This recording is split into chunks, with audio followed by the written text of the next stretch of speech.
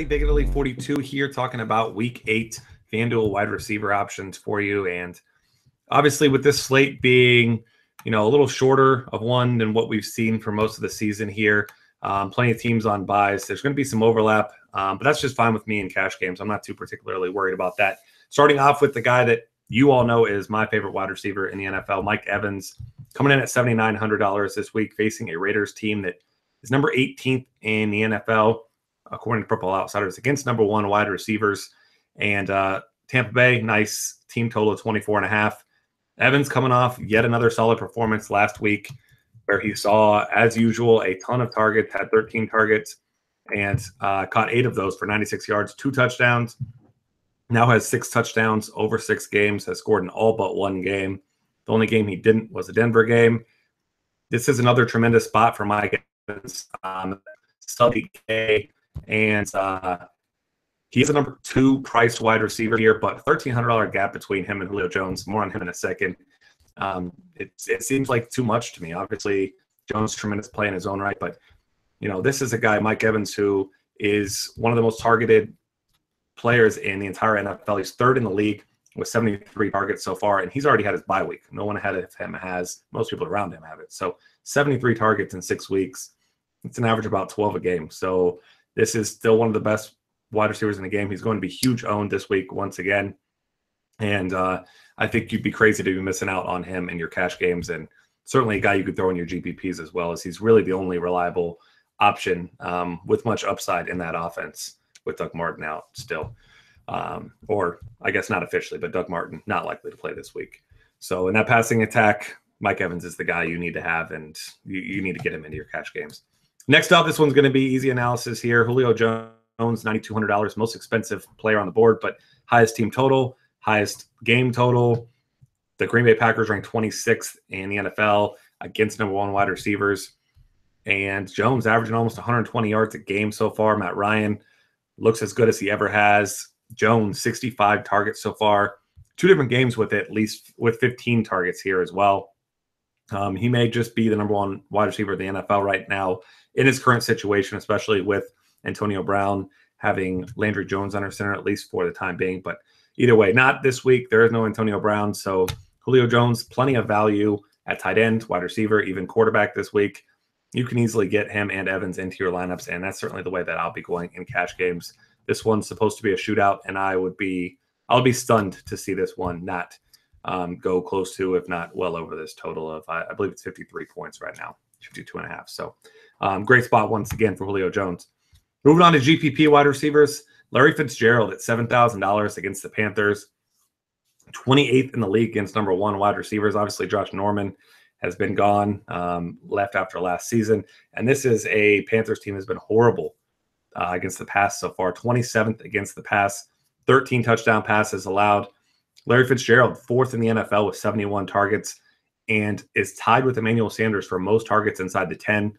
8 of those he has this season. He's caught 3 of them for touchdowns. Been a couple weeks since Fitzgerald has found the end zone, but if you look at the matchups he's faced over the past couple weeks, kind of a uncertain quarterback situation with some injuries there as well. Facing the Jets and Darrelle Revis. Last week he saw some Richard Sherman as well.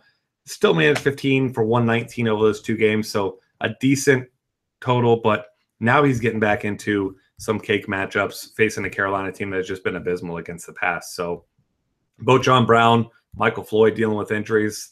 Even if one or both of them are able to play in this one, I don't expect them to have huge roles here. So Fitz is a safe option. He's a guy that has big-time upside. And like I mentioned, even in those tough matchups over the past couple of weeks, Fitzgerald still saw a good amount of targets, 23 targets over those 2 weeks. So he's certainly a guy with some big-time upside. He's got a pair of games with 2 touchdowns here. No 100-yard games yet, but at $7K, get yourself a guy who gets a lot of red zone looks, who's going to see a high volume.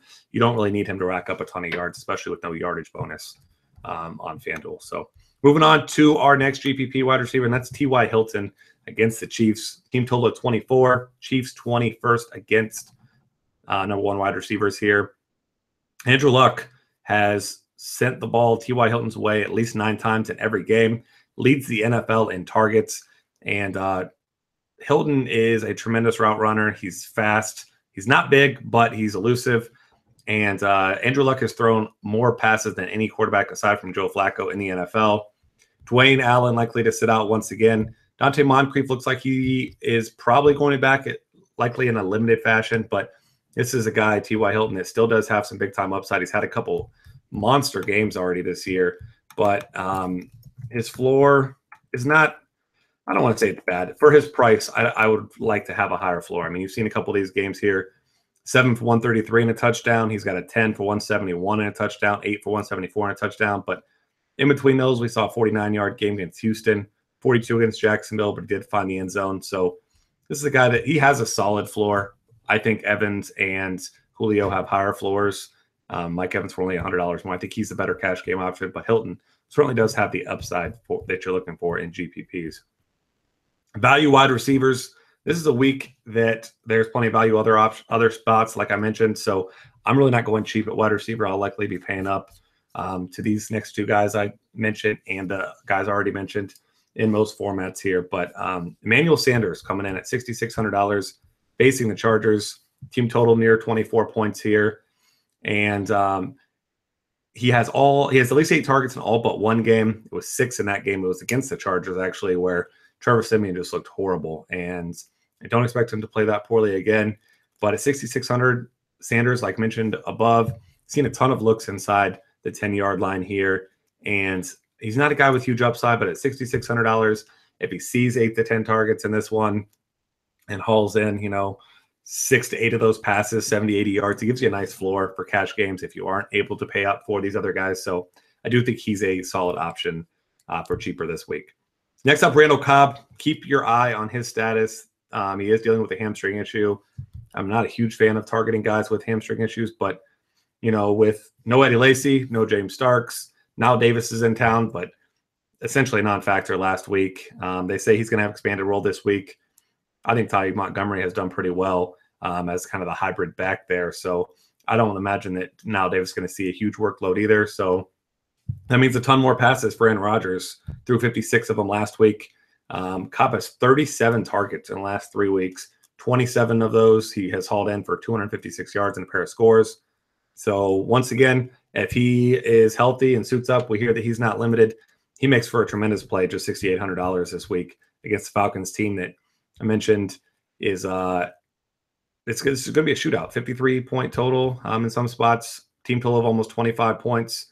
And I mean, that is just a crazy cheap price for a guy who's seeing, 12 and a half targets a game over the past couple weeks. If he's not able to play, Devontae Adams, similar price, $6,600, $200 cheaper. I think he's certainly a good option. I think you want to get yourself a piece of that Packers passing attack here this week. And that's going to wrap things up here for the FanDuel wide receiver analysis. Be sure to check us out on Twitter at DF Cafe and check out the rest of our great content at dailyfantasycafe.com.